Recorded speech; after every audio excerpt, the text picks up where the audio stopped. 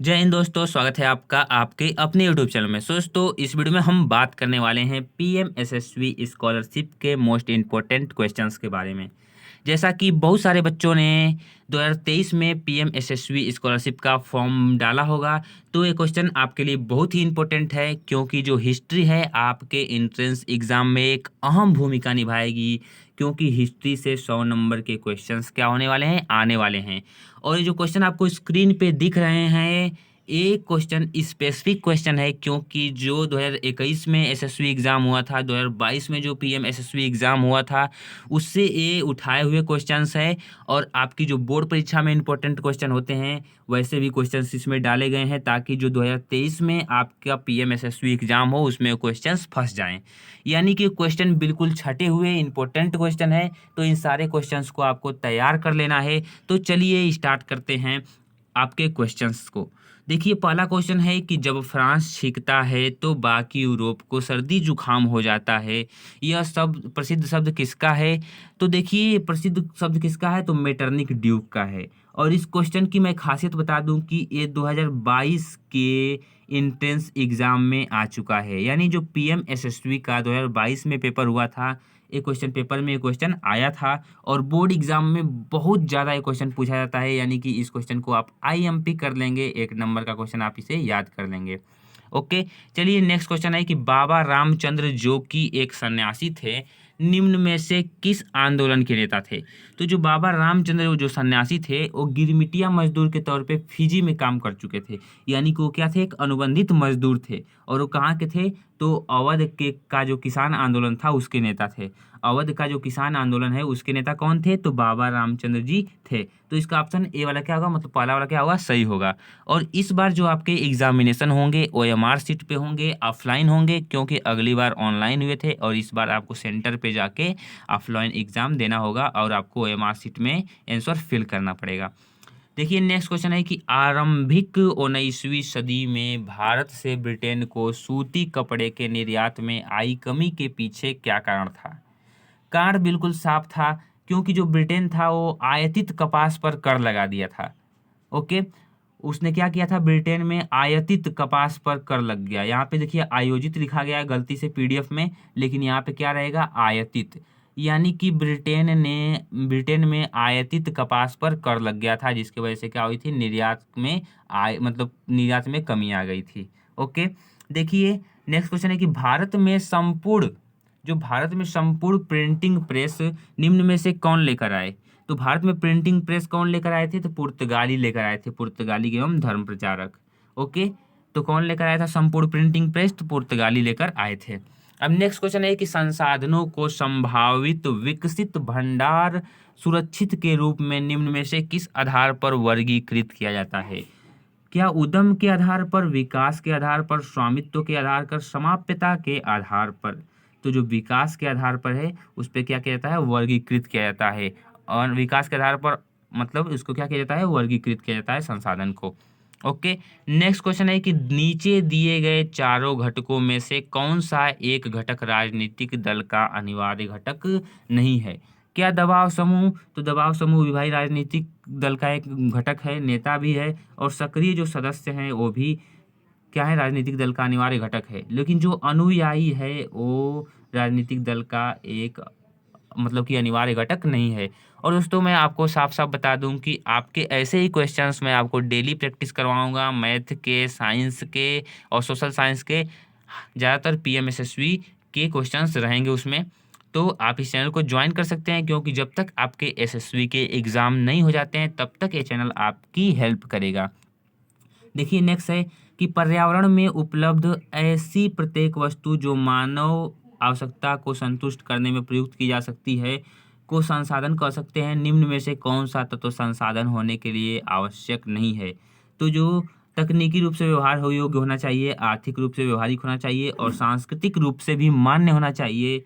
ये जो है ये मुख्य घटक नहीं है कि राजनीतिक रूप से स्वीकार्य ही होना चाहिए। यानी कि ये तीनों क्या हैं आपके? ये मतलब कि ए वाला ऑप्शन आप सही करेंगे इसमें, क्योंकि इसमें पूछा गया है कि कौन सा तत्व आवश्यक नहीं है। तो कौन सा तत्व आवश्यक नहीं है? तो राजनीतिक रूप से स्वीकार्यता। ओके। देखिए नेक्स्ट क्वेश्चन है कि हिमालयी यव क्या है। जो हिमालयी यव है वो क्या है, वो एक औषधीय पौधा है। हिमालयी यव क्या है, तो औषधीय पौधा है। तो दोस्तों ये देखिए आपके इम्पोर्टेंट क्वेश्चन हैं। और चलिए हम देखते हैं नेक्स्ट क्वेश्चन। तो आपका क्वेश्चन है कि इटली तथा जर्मनी वर्तमान में किस महादेश के अंतर्गत आते हैं। ये भी इंपॉर्टेंट क्वेश्चन है आपके लिए।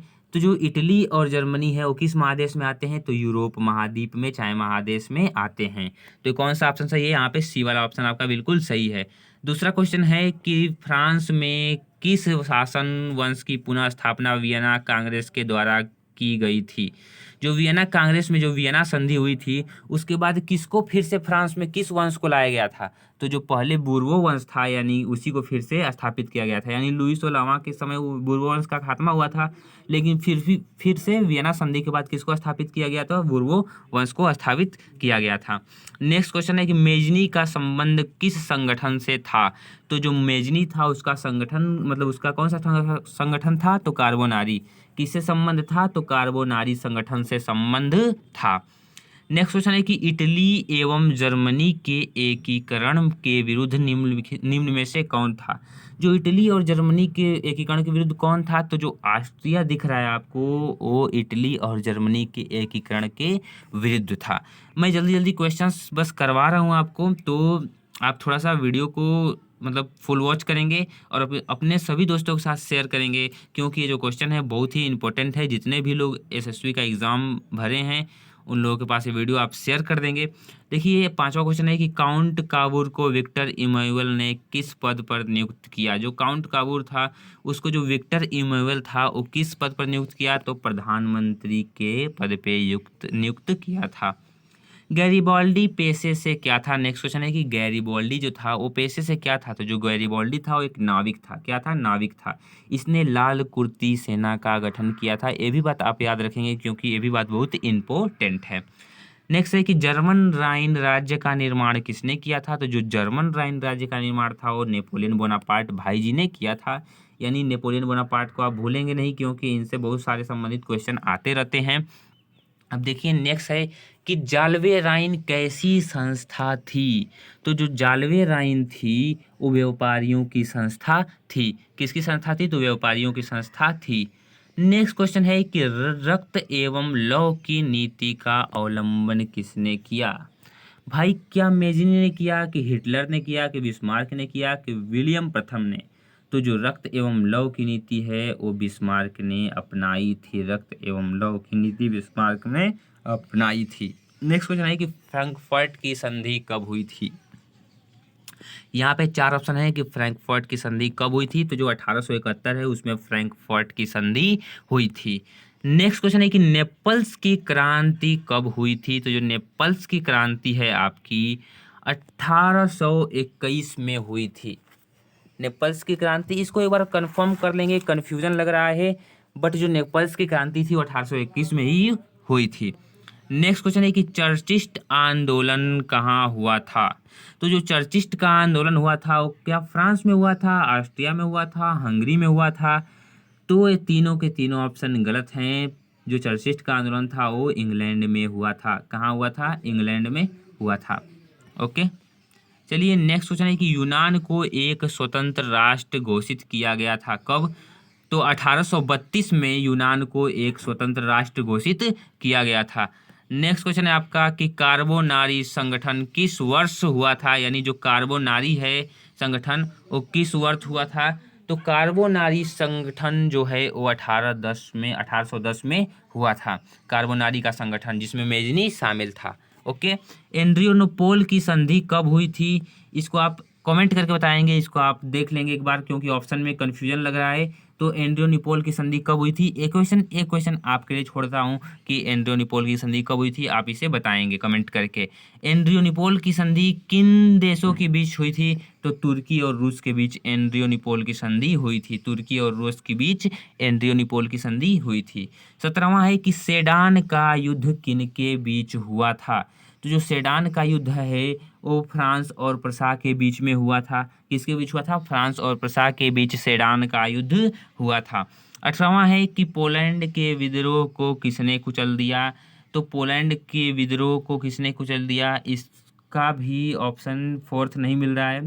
तो आप बताएंगे इसको कमेंट करके कि कौन था जो पोलैंड के विद्रोह को कुचल दिया। तो 18वां क्वेश्चन भी मैं स्किप करता हूँ, इसके लिए मैं माफ़ी चाहता हूँ क्योंकि इसमें कन्फ्यूजन लग रहा है पोलैंड के विद्रोह को किसने कुचल दिया था। चलिए नेक्स्ट क्वेश्चन देखते हैं। देखिए डी है फ्रांस, ऑप्शन दिया है, 3-4 ऑप्शन दिए हुए हैं, या रूस या ब्रिटेन या ऑस्ट्रिया या फ्रांस, आप इसे देख लेंगे। फिर 17वां वही क्वेश्चन पूछ दिया है कि सेडान का युद्ध किसके किसके बीच हुआ था, तो वही फ्रांस और प्रसा के बीच हुआ था। और नेक्स्ट क्वेश्चन है 20वां की 1870 में फ्रांस और प्रसा के बीच युद्ध कहाँ हुआ था। तो जो कहाँ हुआ था, तो जब अभी आप सुन रहे थे फ्रांस और प्रसा के बीच युद्ध हुआ था कहाँ पे, सेडान में। ओके, तो ये आपका क्वेश्चन 20 के 20 क्वेश्चंस इंपॉर्टेंट थे जो कि आपके पीएम एसएसवी के स्कॉलरशिप के लिए बहुत ही इंपॉर्टेंट है। और जो 2 क्वेश्चंस मैंने आपको कमेंट करके बताने के लिए कहे हैं, वो क्वेश्चंस आप कहीं से भी खोज के कमेंट करके जरूर हमारे कमेंट बॉक्स में उन क्वेश्चंस के आंसर बताएंगे। सो दोस्तों आपको वीडियो कैसी लगी कमेंट करेंगे, अपने दोस्तों के साथ शेयर करेंगे। क्या आपको कौन कौन से क्वेश्चन पेपर चाहिए, किसका किसका क्वेश्चन चाहिए, आप कमेंट करके बताएंगे। वो सारे क्वेश्चंस आपको मतलब कि प्रोवाइड कराए जाएंगे। सो दोस्तों thank you and bye bye, take care of yours.